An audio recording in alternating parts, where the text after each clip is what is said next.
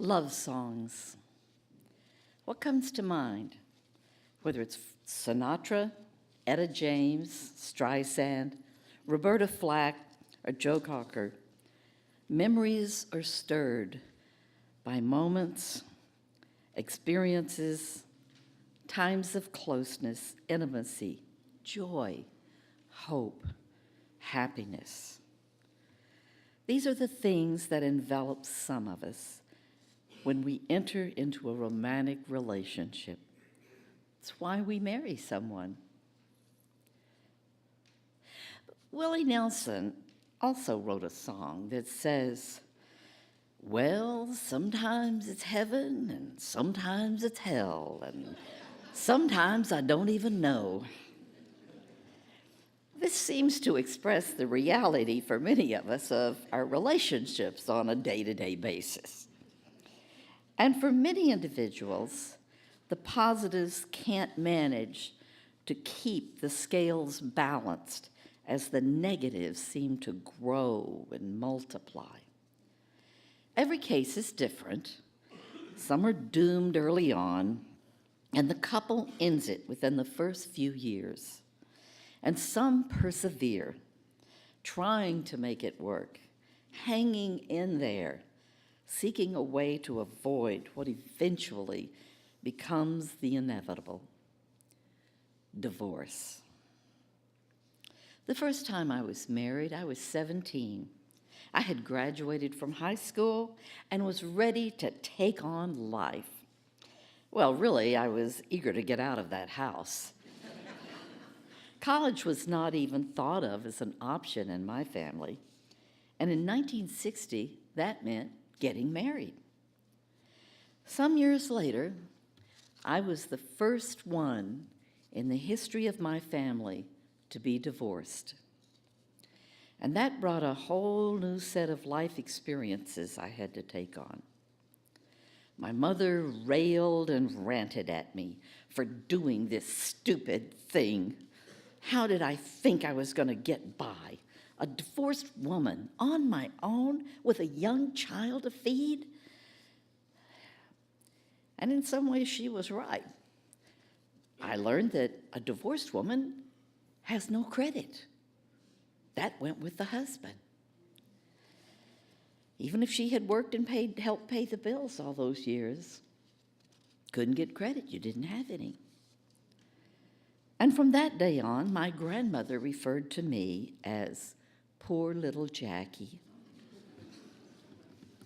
While the stigma and shame of divorce has mellowed over the decades, divorce still comes with a lot of baggage attached.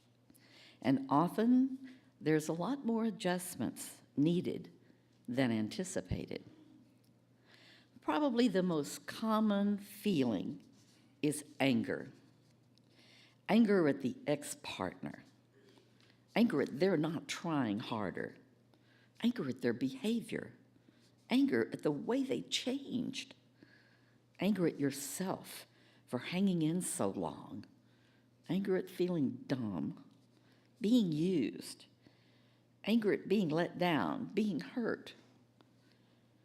Even when you are wanting to end the marriage, maybe even eager to get out of a miserable relationship, there are feelings still of loss, of sadness that can catch you by surprise.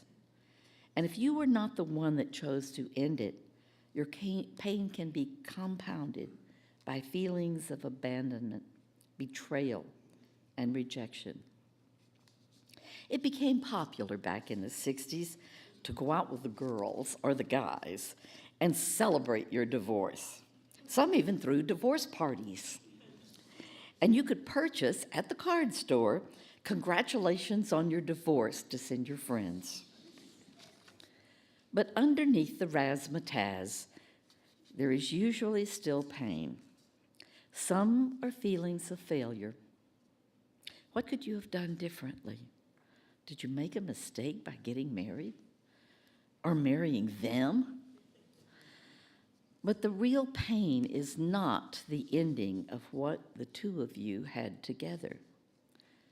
The real pain is the loss of the dreams you had, the images of what you thought life would be, the hopes and expectations unfulfilled. That's the most painful. That is what you grieve. Remember the promises sung in those love songs? Those promises. I love you just the way you are. At last, my love has come along. I found a dream that I can call my own. Two lights that shine as one, morning glory and midnight sun. And I will always love you. That's what you grieve. In that moment, it seems those hopes and dreams will never be in your life again. But you can grieve. You can heal. You can learn to trust and to hope. And I promise you, you can learn to love again. If you are here, or have been here, or ever find yourself here, I wish this for you.